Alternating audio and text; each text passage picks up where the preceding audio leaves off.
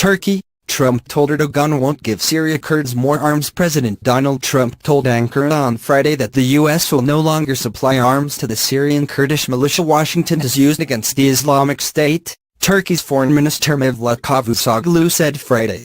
Trump delivered the message during what the Turkish presidency called a productive phone call with his counterpart Recep Tayyip Erdogan, and the White House hailed as reaffirming a strategic partnership. Mr. Trump said he gave a clear order and that after this, weapons would not be supplied to the IP. Essentially, he said this nonsense should have been ended earlier, Mevlut Cavusoglu said during a press conference in Ankara. The White House was less explicit about the U.S. military's intentions towards the IP. But it confirmed that Trump had told Erdogan of pending adjustments to the military support provided to our partners on the ground in Syria, now that the Battle of Raqqa is complete and we are progressing into a stabilization phase to ensure that ISIS cannot return. The IP is the People's Protection Unit's Kurdish militia in Syria, which the U.S. has seen as the most effective fighting force on the ground against the Islamic State extremist group.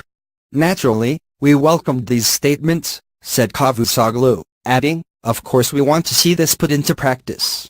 In recent months, the IP has recaptured territory from the Islamic State jihadists, including the former de facto IS capital Raqqa in northern Syria.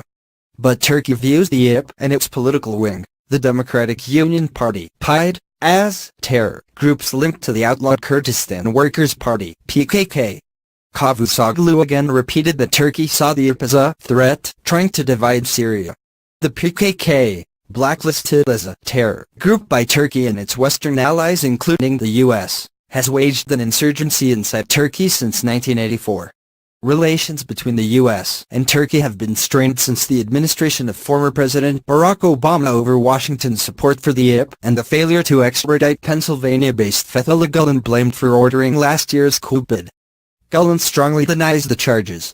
Bilateral ties are at further risk of fraying over a scheduled trial in New York of Turkish-Iranian gold trader Reza Zarrab and Mehmet Hakan Atilla, the deputy chief executive of Turkish lender Halkbank, both accused of defying U.S. sanctions on Iran.